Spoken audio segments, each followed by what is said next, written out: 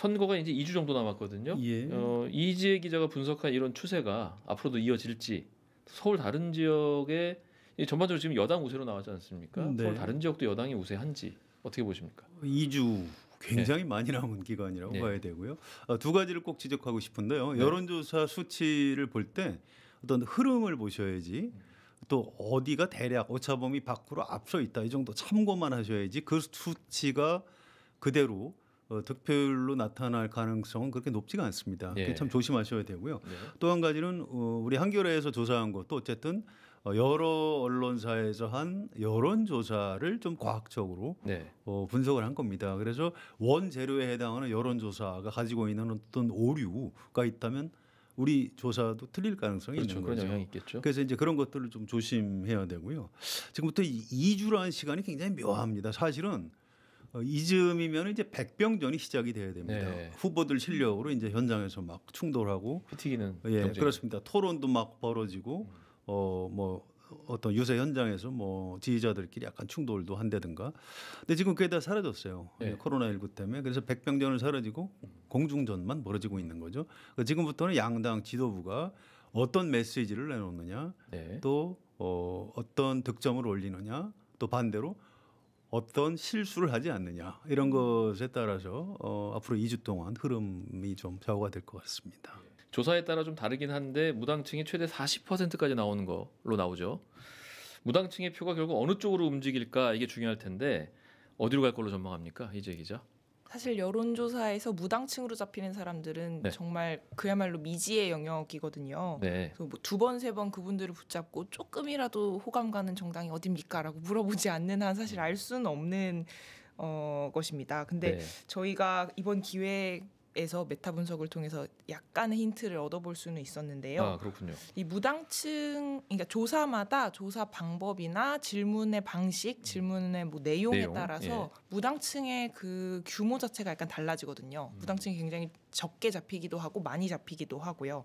근데 무당층이 평균보다 많이 집계된 조사일수록 미래통합당의 지지율이 유난히 과소 집계되는 경향이 좀 나타났어요. 아, 무당층이 커지면 커질수록 다른 당들에 비해서 미래통합당의 지지율이 훨씬 더 이렇게 빠르게 빠지는 과소 집계되는 경향이 있는 거거든요. 그러니까 반대로 정의당 같은 경우에는 무당층이 많이 나오건 적게 나오건 일정하게 자기 지지율을 지켜가는 편이고요. 그러니까 좀 쉽게 표현을 하면 정의당 지지자들은 상당히 견고하게 자기 그렇네요. 지지세를 유지하고 있는 것이고, 무당층의 상당수는 통합당의 지지 여부를 놓고 약간 갈팡질팡하는 것이다. 그렇군요. 이렇게 저희가 추측해 볼 수는 있을 것 같습니다. 예. 한길 사람 속으로 알 수가 없어서. 그럼요. 그런데 서원영 선임 기자 보시기에 부산이나 대구 쪽 무당층의 여당 지지자가 숨어 있을 가능성을 보시나요? 그래서 별로 없을 겁니다. 그죠? 원래 방금 얘기한 것처럼. 숨어 있는 표는 야당 표가 숨어 있는 거고요. 네. 샤이 보수 이런 말은 있어도 샤이 진보 이런 말은 없죠. 그래서 그럴 가능성은 없다고 보시면 될 겁니다. 예. 근데 코로나19 때문에 투표율이 예전만 못할 거다, 이런 분석이 나오던데요.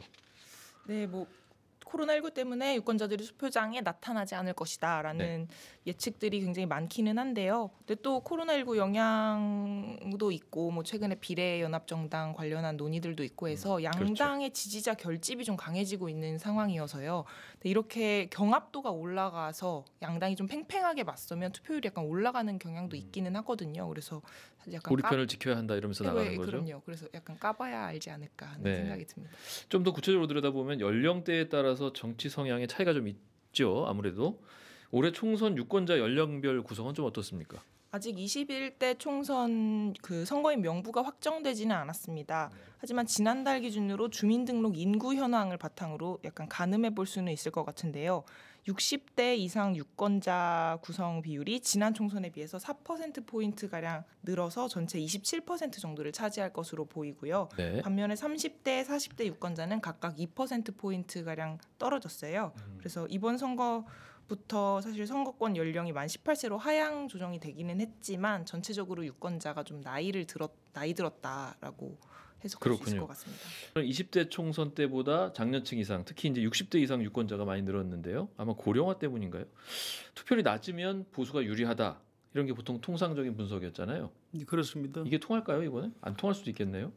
좀 봐야 되는데 저는 어쨌든 투표율이 낮은 보수가 유리하다라는 통설을 우선 좀 주목해야 된다고 생각을 하고요. 지난주에도 제가 말씀드렸던 것 같은데 투표율이 떨어지면 고연령층은 잘 안 떨어져요. 네. 코로나19 때문에 투표 안 하면은 뭐 학부모 있는 30, 40대가 떨어지겠죠. 나이 드신 분들은 아마 투표장에 문재인 정권 심판해야 된다 이렇게 생각하시는 분들은 갈 가능성이 높고요. 18대 총선에서 50% 미만으로 뚝 떨어진 적이 있는데 그때 뭐 보수 쪽이 거의 200석 가까이 지난주에도 말씀을 드렸었는데요. 그래서 이번에도 어쨌든 투표율이 낮으면 야당이 유리하지 않겠나 이렇게 예상이 됩니다. 촛불 집회 이후로 여권 지지층이 많이 늘었다 이런 분석도 있었지 않습니까? 그런 분석이 있습니다. 통념이 통할까요? 이제 여론조사나 이런 분석하는 전문가들 사이에 양론이 있습니다. 그런데 그걸 좀 조심해서 봐야 될 것 같아요. 꼭 그런 것 같지는 않아요. 저는 주로 의원들이 접촉하는 유권자들 얘기를 제가 이제 취합해서 듣는 편인데 보수 무너졌다? 그렇지 않다고 그래요. 일단 지지를 좀 지금 자유한국당, 미래통합당, 황교안 대표 이게 이제 보수 성향 유권자들이 보기에도 좀 부실하다고 합니다. 그래서 어디 지지할 수가 없으니까 지지를 지금 철회하고 있는 상태지. 거기서 다시 좀 어떤 개혁 보수, 합리적 보수로 거듭날 수 있다면 다시 우리나라 보수 결집할 것이다 이렇게 이제 보는 의견들이 많아요. 또 민주당 지지층이 단단해졌다 이 부분도 좀 조심해서 봐야 되는 게요. 사실 문재인 대통령이 대선에 2번 나왔죠. 2012년에 나오고 2017년에 나왔는데 2012년에 나왔을 때 득표율이 48%예요. 아, 높았죠.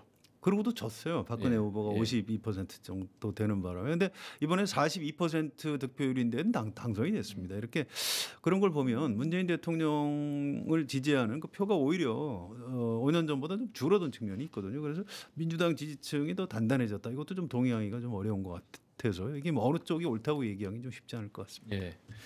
재외 국민들의 투표가 어려워지고 지금 사전 투표도 걱정이 되는 상황이죠. 이 투표에 어떤 영향을 줄 걸로 보십니까?